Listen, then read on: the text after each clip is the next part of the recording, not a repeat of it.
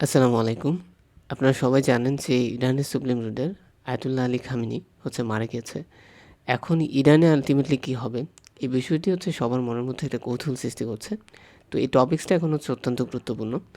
পাশাপাশি আমরা একটু দেখার চেষ্টা করব যে মধ্যপ্রাচ্যে যে আমেরিকার যে বেসগুলো রয়েছে, আপনারা জানেন যে ইরান গতকালকে বিভিন্ন জায়গায় হামলা চালিয়েছে। স্পেশালি আপনার মধ্যপ্রাচ্যে যে যুক্তরাষ্ট্রের সামরিক ঘাঁটিগুলো রয়েছে, সেগুলোকে লক্ষ্যবস্তু হিসেবে চিহ্নিত করে। তো আমরা সেই লক্ষ্যবস্তুগুলো বা সামরিক ঘাঁটিগুলো, সেগুলোর অবস্থান এবং নাম জানার চেষ্টা করব। তো আপনারা একটু দেখেন যে গতকালকে ইরানে আপনার যুক্তরাষ্ট্র এবং ইসরায়েল যৌথ হামলা চালিয়েছে। প্রায় ২০০টি যুদ্ধবিমান নিয়ে আপনার পারস্য স্থাপনায় আঘাত হানা হয় এবং সবচেয়ে যেটি সবার নজর কেড়েছে সেটা ইরানের যিনি supreme leader Ayatollah Ali Khamenei, ওনাকে হত্যা করা হয়েছে।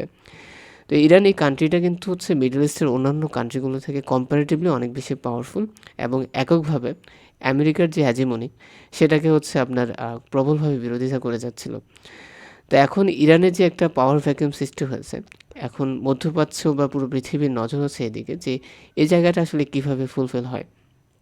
তো আমরা আজকে আলোচনায় চেষ্টা করব যে ইরানের যে পলিটিক্যাল যে স্ট্রাকচার সেটি কীভাবে ফাংশন করে এবং আমেরিকা এবং ইসরায়েল আলটিমেটলি এই যুদ্ধ থেকে কী অর্জন করতে চায়। তো আপনি একটু দেখেন যে গতকালকে আপনার ২৮ তারিখ ছিল ফেব্রুয়ারি এবং এই ২৮ তারিখ আপনার যুক্তরাষ্ট্র এবং ইসরায়েল ইরানের যে সুপ্রিম লিডার যে কম্পাউন্ড সে জায়গায় আঘাত হানে। তো এটি আপনার আঘাতের পূর্বের যে ছবি এবং আঘাতের পরবর্তীতে আপনারা একটু দেখতে পাচ্ছেন যে জায়গাটি কীভাবে দেখা যাচ্ছে এবং এই হামলার ফলে ইরানের যিনি supreme leader Ayatollah Ali Khamenei তিনি আপনার মারা গিয়েছে এবং পাশাপাশি তার পরিবারের কিছু গুরুত্বপূর্ণ সদস্যগণকেও হত্যা করা হয়েছে। তো আমরা একটু দেখি যে এই হামলার সাথে সাথেই আপনার আইআরজিসি নতুন অ্যাটাক করেছে। তারা দুবাইতে আক্রমণ চালায়। তো একটু লক্ষ্য করেন যে মধ্যপ্রাচ্যে যে আমেরিকার যে গুরুত্বপূর্ণ ঘাঁটিগুলো রয়েছে, প্রথমত বাহরাইন, যেখানে যুক্তরাষ্ট্রের ৫ম নৌবহরের সদর দপ্তর অবস্থিত। এটা আপনারা মনে রাখবেন যে যুক্তরাষ্ট্রের ৫ম নৌবহরের সদর দপ্তর অবস্থিত বাহরাইনে এবং যুক্তরাষ্ট্রের মধ্যপ্রাচ্যের সবচেয়ে বড় যে ঘাঁটি সেটি আল উদেইদ বিমান ঘাঁটি। এটি কাতারে এবং এখানে প্রায় ১০,০০০ সৈন্য সক্ষমতা রয়েছে। এই বিষয়টি আপনারা মনে রাখতে পারেন। এরপর আপনারা দেখেন যে আপনার কুয়েতে আপনার আলী আল সালেম বিমান ঘাঁটি। তাছাড়া ইরাকে আইন আল আসাদ বিমান ঘাঁটি এবং আপনার আরব আমিরাতে একটি বিমান ঘাঁটি রয়েছে, সেটির নাম আমি এখন দেখতে পাচ্ছি না। এরপর দেখেন যে আপনার সৌদি আরবে প্রিন্স বিমান ঘাঁটিতে সেখানে যে আকাশ প্রতিরক্ষা ব্যবস্থা, এটি মূলত সৌদি আরবের যে সামরিক সেনা রয়েছে তারা এবং যুক্তরাষ্ট্রের যৌথ প্রযোজনায় এটি পরিচালিত হয়। তারপর জর্ডানে আপনার মুওয়াফাক আল সালতি বিমান ঘাঁটি। এই যে বিমান ঘাঁটিগুলো, এগুলোর নামগুলো আপনারা মনে রাখতে পারেন, বিভিন্ন পরীক্ষায় সামনে আসতে পারে। তারপর যেটি বাদ পড়েছে সেটা সংযুক্ত আরব আমিরাতে যে বিমান ঘাঁটিতে অবস্থিত, যার নাম আল দাফরা বিমান ঘাঁটি এবং এখানেও কিন্তু আপনার গতকালকে কিছু ক্যাজুয়ালিটিস আমরা লক্ষ্য করেছি। তারপর দেখেন গতকালকে আপনার যে হামলা চালানো হয় সেখানে আইআরজিসির যিনি প্রধান, তিনি নিহত হয় এবং নতুন আইআরজিসি কমান্ডার হিসেবে আপনার যিনি দায়িত্ব গ্রহণ করেন তিনি general Ahmad Vahidi. Ayatollah Ali Khamenei আসলে কে ছিলেন? আপনি একটু দেখেন যে ১৯৭৯ সালে ইরানে বিপ্লব হয় এবং এই বিপ্লবের মাধ্যমে আপনার ইরানি ইসলামিক প্রজাতন্ত্র প্রতিষ্ঠিত হয়। তো ১৯৮৯ সালে আয়াতুল্লাহ রুহুল্লাহ খোমেনি, যিনি এই বিপ্লবের নেতৃত্ব দিয়েছিলেন, তিনি মারা যান এবং একজন সাকসেসরের প্রয়োজন ছিল, যিনি যে ইসলামিক যে বিপ্লবটা রয়েছে সেটির যে লেগেসি সেটি ধরে রাখবে এবং এই জায়গায় আয়াতুল্লাহ আলী খামেনিকে নমিনেট করা হয় এবং তিনি কিন্তু ৪ দশক ১৯০০ সিন্স 1989 থেকে তিনি সুপ্রিম লিডার হিসেবে দায়িত্ব পালন করছেন এবং তিনি খুব সফল হয়েছেন তার যে কাজ সেখানে। তিনি আপনার ইরানকে পুরোপুরি কিন্তু বিচ্ছিন্ন করেনি এবং চেষ্টা করছিল যেন ইরান পশ্চিমা যে সংস্কৃতি সেটির প্রভাব থেকে দূরে থাকে। তো আয়াতুল্লাহ আলী খোমেনির সময়কালে কিছু ডোমেস্টিক চ্যালেঞ্জ এবং রেপ্রেশন দেখা যায়। যেমন ২০০৯ সালে আপনার গ্রিন মুভমেন্ট হয়েছিল এবং বলা হচ্ছিল যে তখন আপনার ইরানের যে সিস্টেম সেটি হচ্ছে ফাংশন করবে না। কিন্তু দেখা যায় এই ব্যাপারগুলো তিনি খুব শক্তভাবে হচ্ছে ম্যানেজ করতে পারছিলেন। ২০১৯ সালে হচ্ছে ব্লাডি প্রোটেস্ট হচ্ছিল। ২০২২ সালে হচ্ছে ওমেন লাইফ ফ্রিডম মুভমেন্ট। এখানে একজন মেয়ে তাকে হচ্ছে আপনার কাস্টাডিতে তার হচ্ছে মৃত্যু হয়ে যায় এবং এই বিষয়টা নিয়ে প্রচুর হচ্ছে আপনার আন্দোলন হয়।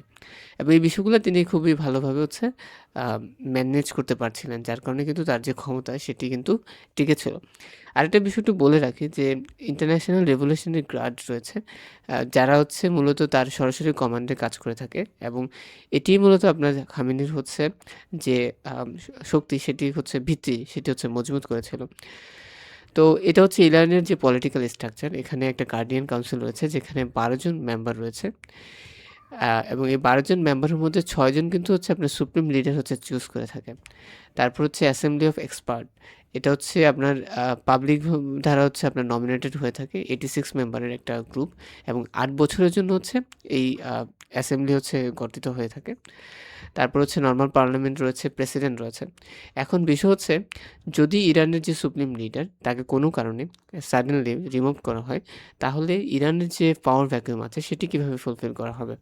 তো এটি ফুলফিল করা হবে এই যে আপনার একটা কাউন্সিল গঠন করা হবে একটা টেম্পোরারি যারা হচ্ছে এই পাওয়ার ভ্যাকুয়ামটাকে হচ্ছে ট্যাকল দেবে। তো এখানে কাউন্সিলের মেম্বার হবে দ্য প্রেসিডেন্ট। তারপর হচ্ছে আপনার জুডিশিয়ারি চিফ ফ্রম দ্য হচ্ছে গার্ডিয়ান কাউন্সিল এবং হচ্ছে আপনার সুপ্রিম গার্ডিয়ান কাউন্সিল থেকে একজন। এই ৩ জন মিলে হচ্ছে আপনার মেইনলি যে আপনার যে দায়িত্ব সেটি হচ্ছে পালন করবে। এরপর হচ্ছে আপনার যে ৮ হচ্ছে মেম্বার রয়েছে এক্সপার্ট গ্রুপ মেম্বার যারা হচ্ছে জনগণের পাবলিক যারা নমিনেটেড ৮ বছরের জন্য তারা একজনকে হচ্ছে ভোটাধিকারের মাধ্যমে সুপ্রিম লিডার হিসাবে হচ্ছে মনোনয়ন হচ্ছে দিবেন। তো এই যে ব্যাপারটা দেখেন এখানে আপনার হচ্ছে তাহলে হচ্ছে আপনার একটা বিষয় ছিল যে আপনার হচ্ছে আয়াতুল্লাহ আলী খোমেনির ছেলে কি তাহলে হচ্ছে নেক্সট সুপ্রিম লিডার হচ্ছে কিনা? এটা হচ্ছে যদি আপনার 88 মেম্বার যদি তাকে মনোনয়ন দিয়ে থাকে তবে হচ্ছে যদি হচ্ছে মেজরিটি তাকে মনোনীত করে তবেই তিনি হচ্ছে সুপ্রিম লিডার হিসেবে দায়িত্ব গ্রহণ করতে পারবেন। এরপর দেখেন এখানে আরেকটা বিষয় রয়েছে। কিন্তু আমেরিকা কি আদৌ এই যে বিষয়টা এভাবে হচ্ছে ইরানের যে পলিটিক্যাল সিস্টেম সেটি হচ্ছে ফাংশন করে আসছে। কিন্তু আমেরিকা এবং ইসরায়েল চাচ্ছে যে এই সিস্টেম থেকে ইরান বের হয়ে আসছে এবং হচ্ছে ডেমোক্রেটিক সিস্টেম হচ্ছে তারা যেন প্রবেশ করে। তো এই যে সুযোগটা সেটা অপোজিশনের জন্য যারা অনেকদিন থেকে এক্সাইট যেমন রিজা পাহলাভি যিনি হচ্ছে ইরানের তার যে বংশধর তারা হচ্ছে মূলত আগে শাসন করত। তিনি আমেরিকাতে থাকেন এবং বাইরে থেকে বিভিন্ন সময় হচ্ছে আলোচনায় ছিলেন এবং তাদের জন্য একটা বড় সুযোগ এবং আমেরিকা চাচ্ছে যে ইরানের জনগণ আপনারা ট্রাম্পের টুইটটা দেখেছেন যে ট্রাম্প বলছে যে ইরানের জনগণ আ তাদের হচ্ছে দাবি হচ্ছে তারা যেন আদায় করে নেয়। তারা যেন সরকারের যে জায়গাগুলো রয়েছে সেখানে দখল করে এবং একটা ডেমোক্রেটিক সিস্টেমের মধ্যে হচ্ছে প্রবেশ করে। তো এই ছিল আজকের সংক্ষিপ্ত আলোচনা। যারা ভিডিওগুলো দেখছেন অবশ্যই লাইক, কমেন্ট এবং হচ্ছে সাবস্ক্রাইব করবেন। আর আরেকটা বিষয় হচ্ছে একটু বলি, এখানে কিছু গুরুত্বপূর্ণ ভূগোল প্রশ্ন রয়েছে। যেমন হচ্ছে বাংলাদেশের মধ্য দিয়ে অতিক্রম করেছে আপনার কর্কটক্রান্তির রেখা। এটা আপনারা মনে রাখতে পারেন। এরপর আপনারা দেখেন যে কর্কটক্রান্তির রেখা এটা হচ্ছে 23.5 ডিগ্রি হচ্ছে উত্তর অক্ষাংশ। পৃথিবীর নিজ কক্ষপথে সূর্যকে পরিক্রমণ করে এটাকে বলা হয় হচ্ছে বার্ষিক গতি। ৩৬৫ দিন ৫ ঘন্টা ৪৮ মিনিট ৪৭ সেকেন্ডে পৃথিবী হচ্ছে আপনার সূর্যকে একবার প্রদক্ষিণ করতে সময় লাগে। পৃথিবী কোন রেখার উপর হচ্ছে আবর্তন করে? এটা হচ্ছে মেরু রেখা। ভূগোলের ২ বিপরীত স্থানকে পরস্পর হচ্ছে প্রতিবাদ স্থান বলে। এরপর দেখেন যে আন্তর্জাতিক তারিখ রেখা ১৮০ ডিগ্রি হচ্ছে দ্রাঘিমা রেখা। ১ ডিগ্রি দ্রাঘিমা সমান ৪ মিনিট। ৪ মিনিট এটা মনে রাখতে পারেন। সূর্যের উন্নতিকোণ পরিমাপক যন্ত্র হচ্ছে সেক্সট্যান্ট। নিরক্ষরেখার ধ্রুবতারার উন্নতিকোণ হচ্ছে 0 ডিগ্রি। তারপর হচ্ছে সমকরেখা কি? তো এই যে ব্যাপারগুলো এগুলো আপনারা একটু দেখে রাখতে পারেন। বিভিন্ন সময় পরীক্ষায় প্রশ্ন এসে থাকে। তো দেখা হচ্ছে পরের কোনো ভিডিওতে। সে পর্যন্ত ভালো থাকবেন, সুস্থ থাকবেন। আসসালামু আলাইকুম।